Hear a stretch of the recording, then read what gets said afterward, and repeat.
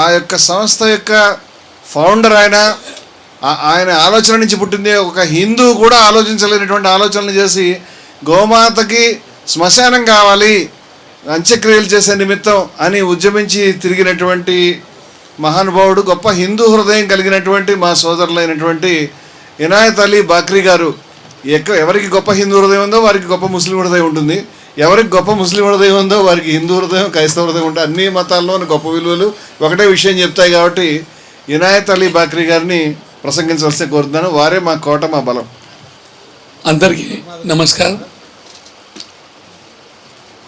मैं आज क्योंकि दिल्ली, कलकत्ता, पूरे हिंदुस्तान के अंदर नॉर्थ में हमारे साथ जो हुआ, रमना मूर्ति साहब का कर इंटरव्यू की बात करा मैं, तो दिल्ली वाले बोले साहब आप भी वहाँ जाके तेलुगु में बात करते, हम लोग को समझ में नहीं आ रहा, वो मैसेज हमारे पास भी आना थोड़ा।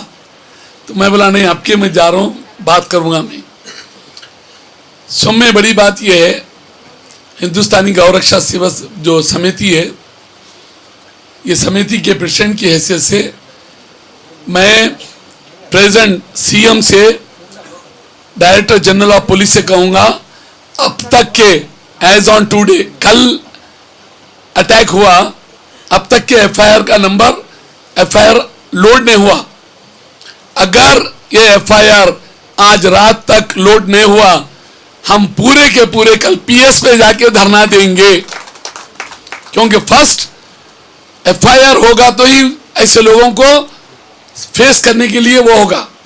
क्या बात है, वो रड्डी के पीछे कौन है, कौन भिजाए, कौन अटैक कराए, ये लोग जो है, ये मैं बोलता हूं वो इंसान नहीं है। हिंदू, मुसलमान, सिख, ईसाई नहीं, वो इंसान ही नहीं है। क्योंकि जो गांधी को मारा उसे इंसान कहते हैं आप लोग, जो गांधी को मारा उसे इंसान। अगर वो बहुत बड़ा ब्राह्मण भी है तो रावण को कोई ये नहीं बोलता कि वो न्याय पे है, अन्याय के साइड पे है। तो मैं चाहूंगा ये जो अटैक हुआ, सिर्फ और सिर्फ ये जो अटैक कराए, मैं खुला इल्जाम लगाता हूं, ये रेड्डी जो है, जो पूरे बीफ एक्सपोर्टर्स है, उनका बंदा है ये जो बीफ एक्सपोर्ट्स कर रहे हैं, रमना मूर्ति जी कहे थे कि बीफ एक्सपोर्ट बंद करो। 30,000 करोड़ रुपए का मामला है, हर साल 30,000 करोड़ का बीफ एक्सपोर्ट होता। रमना जी ने कहा कि वो बंद करो। इसीलिए ये 30,000 करोड़ को बचाने के लिए हमारे आदमी की जान, कभी भी कोई भी अटैक कर सकता है। First director general of police हमको सिक्योरिटी देना, हमारे सदर को फर्स्ट। सेकंड वन, एफआईआर करना, उसके खिलाफ एक्शन लेना। अगर वो नहीं लेते हैं तो मैं पहला व्यक्ति रहूंगा जो पीएस पे जाके धरना दूंगा लोगों को लेकर। क्योंकि अगर आज शाम तक एफआईआर डाउनलोड नहीं होता, मैं यहाँ बैठे जब से मेरे 4 एडवोकेट को लगा के सिर्फ एफआईआर डाउनलोड हुआ, नंबर आया नहीं आया वही पूछ रहा था मैं, मगर अभी तक एफआईआर डाउनलोड नहीं हुआ, एफआईआर उसके ऊपर चाक नहीं हुआ। लिहाजा ये इमीडिएट होना चाहिए। और आज हम पूरे जो सही तरीके की दिशा दिलाता है, सही दिशा, हिंदुस्तान को बार बार कहते हैं कि सूफी संत का देश है ये बीजेपी, आरएसएस, एमआईएम का देश नहीं है, ये सूफी संत का देश है। और ये सूफी संतान ही ये देश को चलाए, इसे आगे बढ़ाए। और हम चाहेंगे पॉलिटिकल के अंदर कोई भी धर्म के नाम पे वोट मांगने वाला वो देश का पहला गद्दार है। जो धर्म का नाम लेके वोट मांगा तो बोलना ये पहला देश का गद्दार है।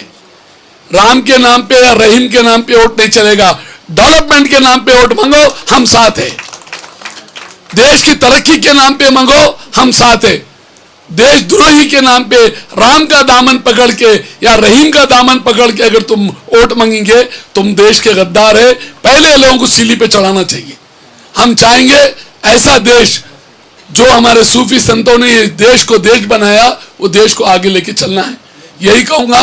और आइंदा के लिए कल के प्रोग्राम में भी हम रहेंगे, हमारे लोग भी रहेंगे।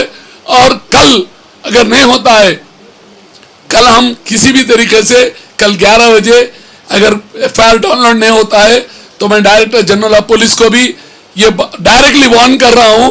कंप्लेंट हुआ, बाज़ाब्ता मेडिकल हुआ, अब तक एफआईआर का नंबर नहीं हुआ। क्या बात है, कौन रोक रहा, इसके पीछे कौन है नहीं मालूम। अगर ये नहीं होता है तो हम जरूर प्रोटेस्ट करेंगे। वहां पर हिंदू, मुसलमान, सिख, ईसाई सारे के सारे पीएस पे जाएंगे। रमना मूर्ति जी के ऊपर जो अटैक हुआ उसके लिए हम ठहर के बाकायदा प्रोटेस्ट करेंगे, एफआईआर कराएंगे। जय हिंद, जय भारत।